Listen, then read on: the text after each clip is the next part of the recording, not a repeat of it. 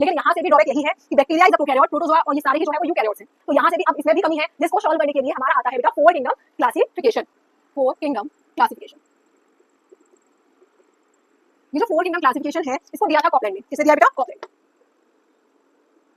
किसे दिया है? कॉपलैंड में। अब इन्होंने क्या किया, प्लांटियो हमारे पास था ही इनिशियली, प्लांटियो और एनिमेलिया, ठीक है। यहाँ से नया किंगडम कौन सा आता? प्रोटिस्टा। प्रोटिस्टा के बाद इन्होंने एक नया किंगडम बनाया, दैट इज मोनिरा। क्या बनाया? मोनिरा। अब इस मोनिरा में इन्होंने रखा बैक्टीरिया और बीजीए, बीजीए या फिर साइनोबैक्टीरिया। हेलो बच्चों, welcome back to our channel JMS study with ease. आज जो है हम क्लास 11th का second chapter that is biological classification इसको पढ़ने वाले हैं। ये जो बायोलॉजिकल क्लासिफिकेशन है ये दो टर्म है। सबसे पहला है बायोलॉजिकल, मतलब ऐसी चीजें जो हम बायोलॉजी में करते हैं। क्लासिफिकेशन मतलब क्लासिफाई करना, ऑर्गेनिज्म को उसके कैरेक्टर के बेसिस पे डिफरेंट कैटेगरीज में डिवाइड करना, इसे हम कहते हैं बायोलॉजिकल क्लासिफिकेशन।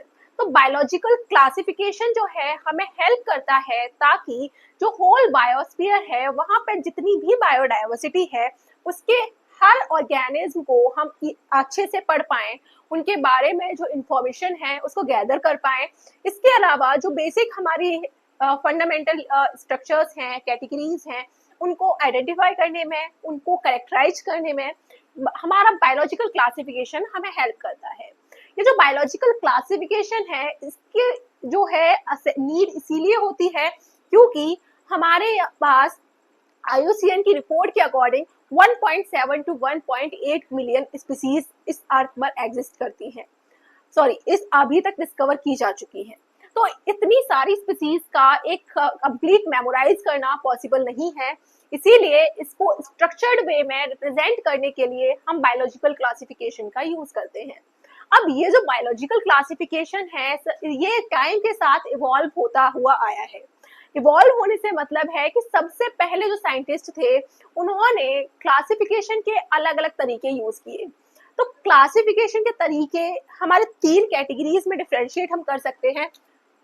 तो तीन कैटेगरीज क्या है? सबसे पहला हमारा है बेटा आर्टिफिशियल क्लासिफिकेशन।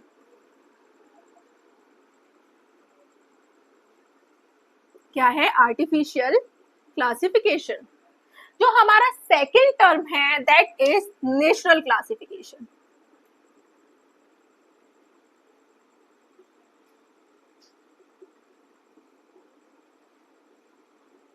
एंड थर्ड जो टर्म है that is phylogenetic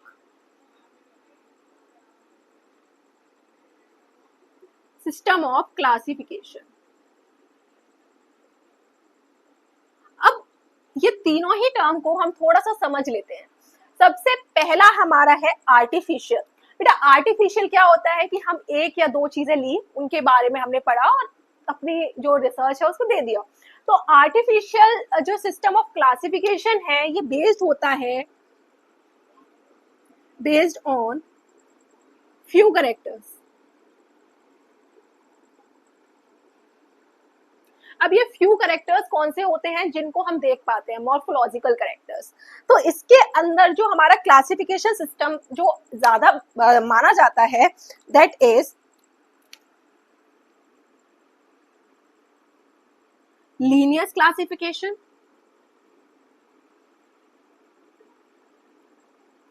hookers classification, sorry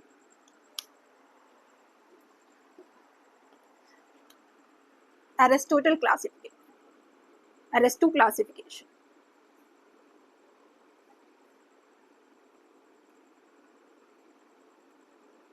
इसके बाद जो नेचुरल सिस्टम ऑफ क्लासिफिकेशन है ये बेस्ड होता है ओवरऑल कैरेक्टरिस्टिक्स। ओवरऑल कैरेक्टरिस्टिक्स का मतलब है कि बहुत सारे जो फीचर्स हैं, जैसे मुझे मान लीजिए किसी इंडिविजुअल इंसान के बारे में बताना है तो एक सुपरफिशियल कैरेक्टर से हम उसको आइडेंटिफाई नहीं कर सकते, उसके बारे में नहीं बता सकते। तो हमें क्या करना पड़ता है? उसके बारे में इन डेप्थ नॉलेज चाहिए। तो नेचुरल सिस्टम ऑफ क्लासिफिकेशन जो है वो बहुत सारे कैरेक्टर्स को आपस में जो है लेकर उसको क्लासिफाई करते हैं।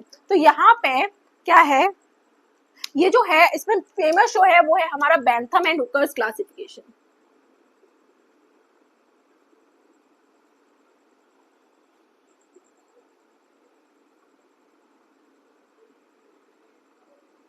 क्लासिफिकेशन, ये जो बैंथम एंड हुकर्स क्लासिफिकेशन है, ये सबसे ज्यादा जो हम हर्बेरिया हमने सुना है मोस्ट एक्सेप्टेड है, मतलब जितने भी क्लासिफिकेशन आप पढ़ेंगे सबसे ज्यादा एक्सेप्टेड है। कैसा है बेटा? Most accepted. ठीक है। थर्ड है हमारे पास फाइलोजेनेटिक। तो ये जो है वो बेस्ड होता है, बेस्ड ऑन एंसेस्ट्रल हिस्ट्री। किस पे बेस्ड है बेटा? Ancestral history. मतलब जो ऑर्गेनिज्म है, जैसे मान लीजिए कि ये एक पेरेंट है, पेरेंट्स के 2 ऑफस्प्रिंग थे, इनकी हमने फिर ऑफस्प्रिंग का डिसेंड वो निकाला, फैमिली ट्री। तो इस तरीके से जो क्लासिफिकेशन फाइलोजेनी पे बेस्ड है, या इसको कह सकते हो आप phylogeny. The classification that is based on the phylogeny, वो है हमारा फाइलोजेनेटिक क्लासिफिकेशन। तो यहाँ पे जो हम मेनली पढ़ते हैं दैट इज हचिनसन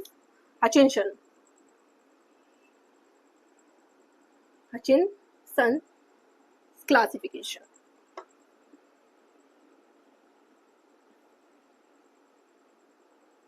क्या है बेटा? Hutchinson classification. तो इस तरीके से 3 टाइप है हमारे पास क्लासिफिकेशन के। सबसे पहला है artificial system of classification. In the artificial system of classification हम जो है फ्यू करेक्टर्स, मतलब सुपरफिशियल करेक्टर्स के बेसिस पे क्या कर रहे हैं? करेक्टराइज कर रहे हैं।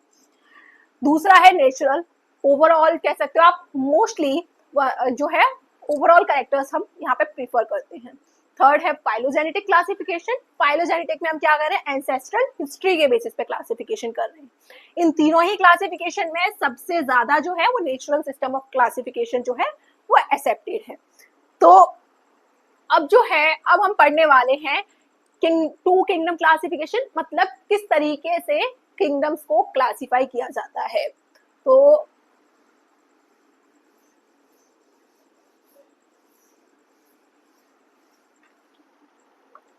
ठीक है, सबसे पहले हम बात करते हैं scientific basis of classification. Scientific basis of classification.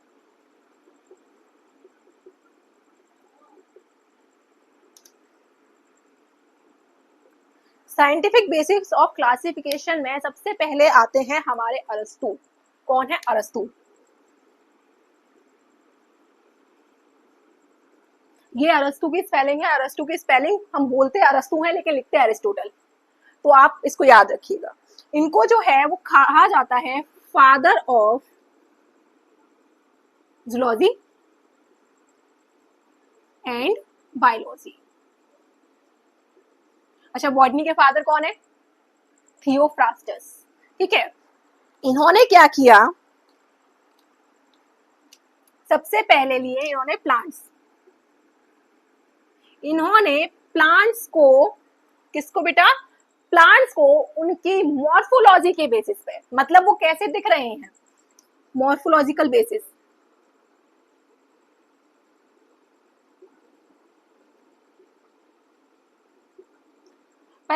तीन कैटेगरी में डिफरेंशिएट किया। कौन कौन सी 3 कैटेगरी थी? सबसे पहली थी हर्ब, दूसरी थी श्रब, और तीसरी थी ट्री। हर्ब जो छोटे छोटे होते हैं, मतलब 1 या 1.5 फीट के। दूसरी है श्रब, तो झाड़ियां होती हैं। और ट्री लंबे लंबे, मैंगो का पेड़, आम का पेड़ है या जामुन का पेड़ है, तो ये ट्री है। दूसरा, इन्होंने एनिमल्स को, किसको बेटा? एनिमल्स को।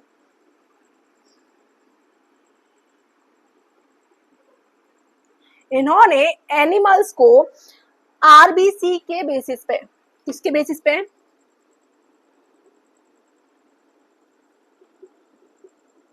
On the basis of RBC classify किया। अब ऐसे ऑर्गेनिज्म जिनमें आरबीसी प्रेजेंट है और जिनमें नहीं है, तो इस तरीके से हमारा जो है सबसे पहला क्लासिफिकेशन किसने दिया है? अरस्तु ने। ठीक है। दूसरा हमारा यहाँ पे जो आता है that is two kingdom classification.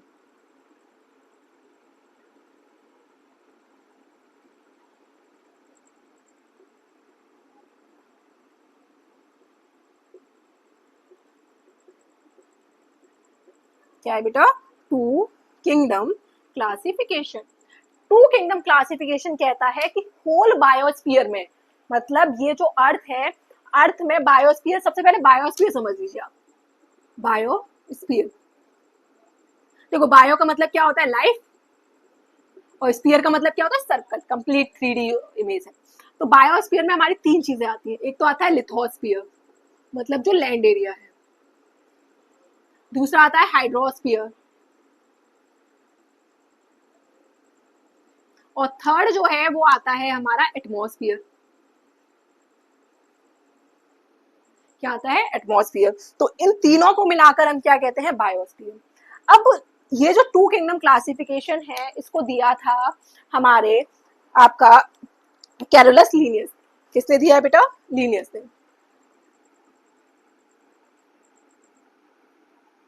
इसको प्रपोज किया है लीनियस ने। लीनियस को हम फादर ऑफ टेक्सोनॉमी भी कहते हैं। ठीक है, अब इन्होंने क्या किया? इन्होंने होल बायोस्फीयर में जितनी भी लाइफ फॉर्म्स हैं सबको दो किंगडम में क्लासिफाई कर दिया। अब ये कौन से दो किंगडम थे? पहला तो इसमें से किंगडम था इनका प्लांटे, और दूसरा था एनिमेलिया। कौन सा है बेटा? पहला तो था प्लांटी और दूसरा है एनिमेलिया। प्लांटी में इन्होंने क्या रखा? इन्होंने करेक्टर्स कौन से यूज किए? इन्होंने कहा जिनमें सेल वॉल है। प्लांटी में क्या है? Cell wall present. ठीक है, और एनिमेलिया में क्या है? Cell wall absent. जिनमें सेल वॉल होगी वो प्लांटी के अंदर आएंगे, जिनमें नहीं है वो कहाँ जाएंगे? एनिमेलिया में। अब देखो हुआ क्या, इस वजह से एल्गी, ब्रायोफाइट, टाइडोफाइट,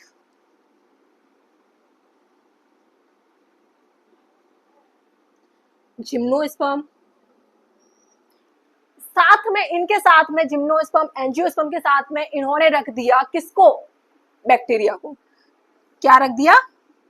बैक्टीरिया। जो इसका सबसे बड़ा ड्रॉबैक है, क्योंकि हम सभी जानते हैं कि bacteria is a prokaryotic structure. Bacteria कैसा है? बैक्टीरिया है प्रोकैरियोटिक। ठीक है, और जो प्लांट्स हैं वो कैसे हैं? यूकैरियोटिक। तो सबसे बड़ा ड्रॉबैक क्या था कि बैक्टीरिया को इन्होंने प्लांट्स के साथ में रख दिया। अब दूसरा था एनिमेलिया। ठीक है, एनिमेलिया जो है, एनिमेलिया में क्या था? सेल वॉल एब्सेंट है। अब सेल वॉल एब्सेंट है तो फंगी में भी सेल वॉल एब्सेंट होती है, तो फंगी को इन्होंने एनिमल्स में रख दिया। कौन सा करेक्टर पे? करेक्टर सिर्फ एक था। कौन सा? कि उस पे सेल वॉल नहीं। क्या नहीं है? Cell wall. तो क्या ये एक नेचुरल सिस्टम ऑफ क्लासिफिकेशन है या आर्टिफिशियल है? Definitely it is a artificial system of classification, क्योंकि मैंने सिर्फ एक करेक्टर लिया, सॉरी लीनियस ने सिर्फ एक करेक्टर लिया। क्या? Cell wall. अगर सेल वॉल प्रेजेंट है तो प्लांटी, नहीं है तो एनिमेलिया। तो इस तरीके से पूरा सिस्टम ऑफ क्लासिफिकेशन उन्होंने दिया। तो जिसमें क्या ड्रॉबैक क्या निकली? सबसे पहली, प्रोकैरियोट्स placed with यूकैरियोट्स। ठीक है, इसके अलावा फंगी प्लेस्ड इन एनिमेलिया।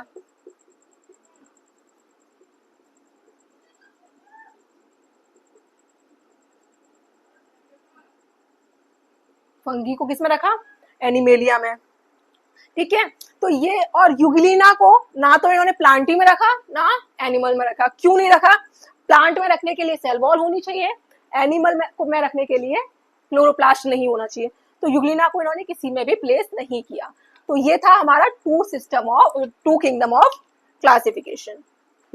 अब बच्चों हम पढ़ेंगे three kingdom system of classification. Two के बाद कौन सा आता है? थ्री। ठीक है, तो अब है हमारा टॉपिक थ्री किंगडम क्लासिफिकेशन।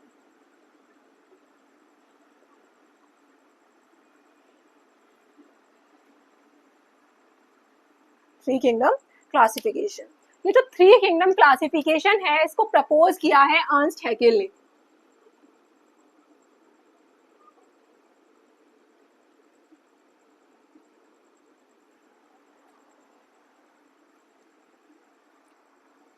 किसने किया है? अर्नस्ट हैकेल ने। अब अर्नस्ट हैकेल ने बेटा क्या किया, इन्होंने किंगडम प्लांटी और किंगडम एनिमेलिया, इसमें से जो है कुछ ऑर्गेनिज्म को निकालकर एक नया किंगडम बना दिया, दैट इज प्रोटिस्टा। अब इस प्रोटिस्टा में इन्होंने जो है बैक्टीरिया,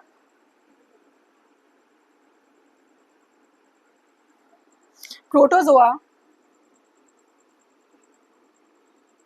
फंगी और इसके अलावा डायटम्स को रखा। तो three kingdom system of classification में क्या हुआ कि एक नया किंगडम इवॉल्व हो गया, दैट इज प्रोटिस्टा, जिसमें बैक्टीरिया, प्रोटोजोआ, फंगी और डायटम्स को रखा। लेकिन यहाँ से भी ड्रॉबैक यही है कि bacteria is a prokaryote, protozoa और ये सारे ही जो है वो यूकैरियोट्स हैं। तो यहाँ से भी अब इसमें भी कमी है, जिसको सॉल्व करने के लिए हमारा आता है बेटा फोर किंगडम क्लासिफिकेशन।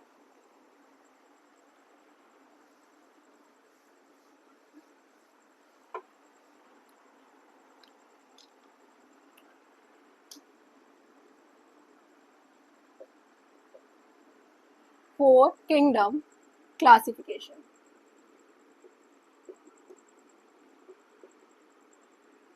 ये जो फोर किंगडम क्लासिफिकेशन है इसको दिया था कॉपलैंड ने। किसने दिया है बेटा? कॉपलैंड ने। किसने दिया है?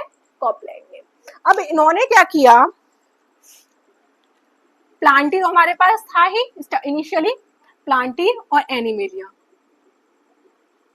ठीक है। यहां से एक नया किंगडम कौन सा बना था? प्रोटिस्टा। प्रोटिस्टा के बाद इन्होंने एक नया किंगडम बनाया, दैट इज मोनेरा। क्या बनाया? मोनेरा। अब इस मोनेरा में इन्होंने रखा बैक्टीरिया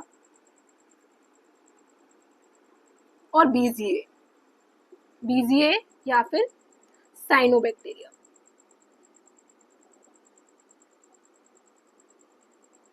किसको रखा है बेटा? साइनोबैक्टीरिया। तो हुआ क्या कि यहां से कुछ मेंबर्स को इसमें प्लेस किया और इससे कुछ मेंबर्स को हमने वापस इन किंगडम्स में डाला। जैसे फंगी को एनिमेलिया से उठाकर कहाँ डाल दिया? प्लांटे में। किसमें डाला बेटा? प्लांटे में।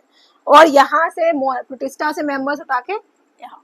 तो इस तरीके से कॉपलैंड ने जो है वो फोर किंगडम क्लासिफिकेशन प्रपोज किया और इसके अकॉर्डिंगली इन्होंने जो है एक नया किंगडम फॉर्म किया, दैट इज मोनेरा। तो अगर आपसे पूछा जाए कि मोनेरा किंगडम जो है वो उसको सबसे पहले किसने इंट्रोड्यूस किया, दैट इज कॉपलैंड।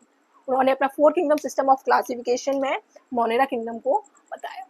अब हमारा आता है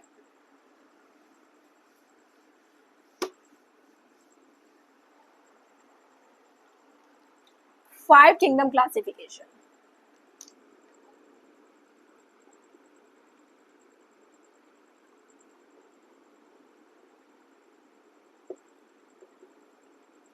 फाइव किंगडम क्लासिफिकेशन ये जो है ये प्रपोज किया था R.H. विटकर ने। किसने किया है? R.H. विटकर ने, ठीक है। अब इन्होंने क्या किया, इन्होंने बनाए पांच किंगडम। सबसे पहला किंगडम इन्होंने बनाया, दैट इज मोनेरा। दूसरा जो है वो बनाया प्रोटिस्टा। तीसरा इन्होंने बनाया फंगी। चौथा बनाया प्लांटी। पांचवा जो है वो बनाया है एनिमेलिया। तो इस तरीके से इन्होंने पांच किंगडम जो है वो बनाए। अब इस फाइव किंगडम क्लासिफिकेशन को हम जो है बाद में पूरा ब्रॉडली पढ़ेंगे, लेकिन उससे पहले हम कर लेते हैं सिक्स किंगडम क्लासिफिकेशन या three domain classification. Three domain classification. ये जो 3 डोमेन क्लासिफिकेशन है इसे हम 6 किंगडम क्लासिफिकेशन भी कहते हैं।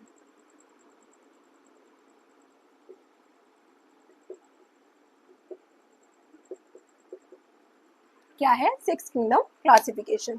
तो ये जो 3 डोमेन क्लासिफिकेशन है इसको प्रपोज किया है कार्ल वूज ने।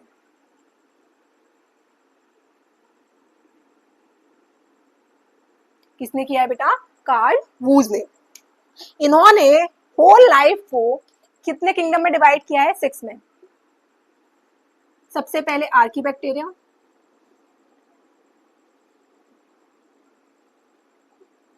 फिर eubacteria,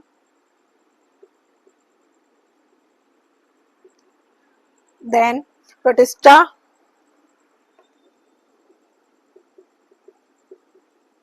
fungi, sorry plantae, fungi and animals, animalia. तो इस तरीके से जो 6 किंगडम क्लासिफिकेशन है वो कार्ल वूज ने प्रपोज किया, लेकिन सबसे ज्यादा एक्सेप्टेड हमारा 5 किंगडम क्लासिफिकेशन है। अब 3 डोमेन कौन कौन से थे? 3 डोमेन का मतलब है डोमेन ऑफ लाइफ। 3 डोमेन में जो है इन्होंने क्या किया? सबसे पहला जो डोमेन इन्होंने फॉर्म किया है दैट इज आर्किया। पहला कौन सा है? आर्किया। दूसरा है यूबैक्टीरिया और तीसरा जो है वो है यूकैरिया। यूकैरिया। तो जो हमारा आर्किया है इसके अंदर इन्होंने रखा आर्कीबैक्टीरिया को,